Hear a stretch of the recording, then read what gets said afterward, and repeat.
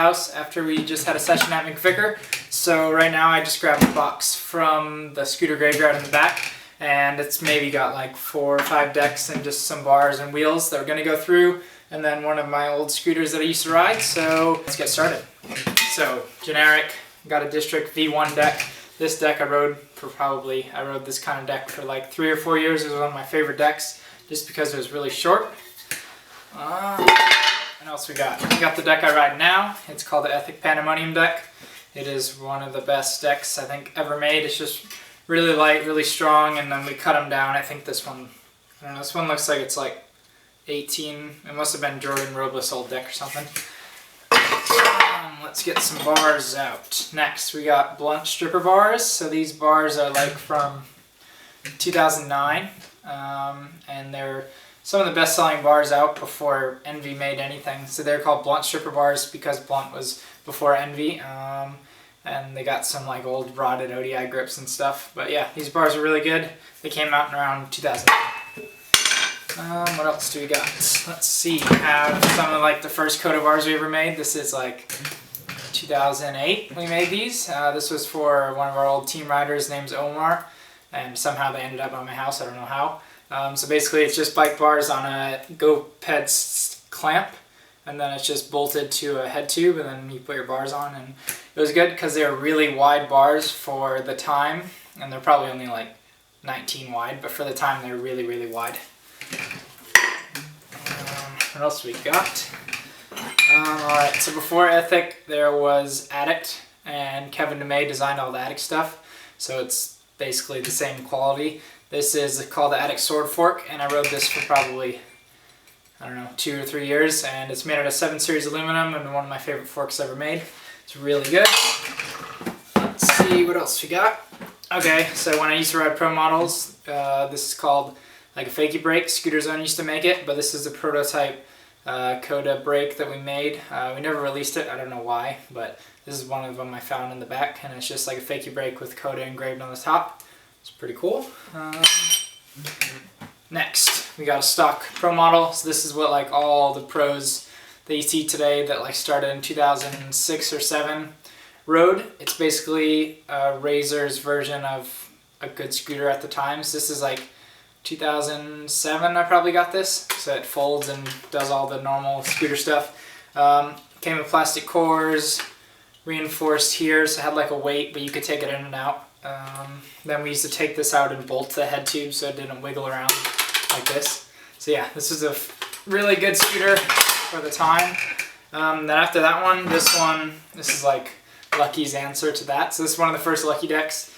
It looks like it's like 4.0, but it basically is like a CNC pro model, so they just like cut every single thing out. Then you take your normal pro model head tube and bolt it on.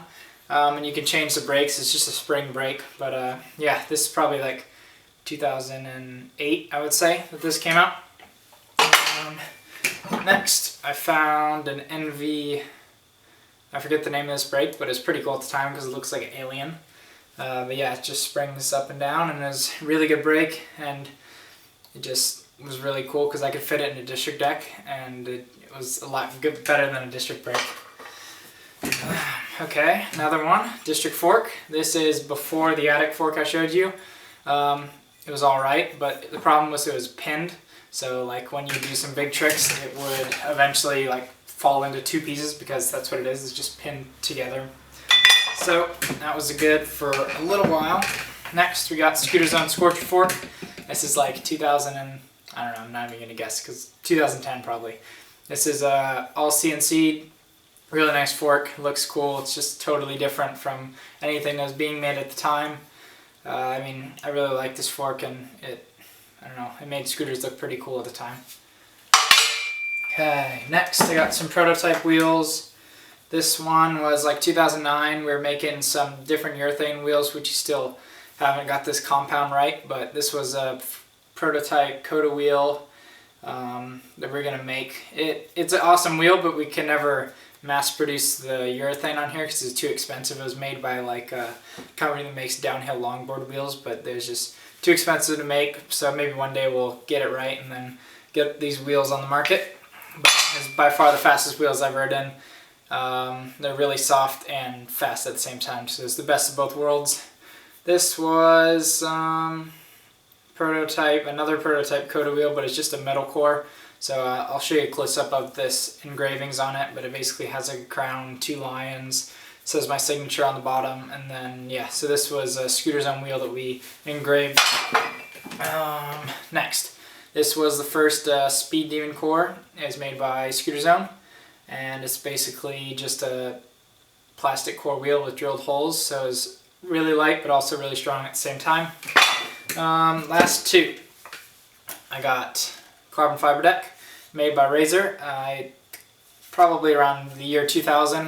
I'm not sure how many they made, but it is real carbon fiber and is really, really light. I'm not sure how long it'll last, but they have these plastic things to grind on so it doesn't hurt the carbon fiber. I traded some kid at the skate park for a full Ultra Pro scooter just for this deck because I'd never seen one before and I thought it was really cool, so I have it in my collection now.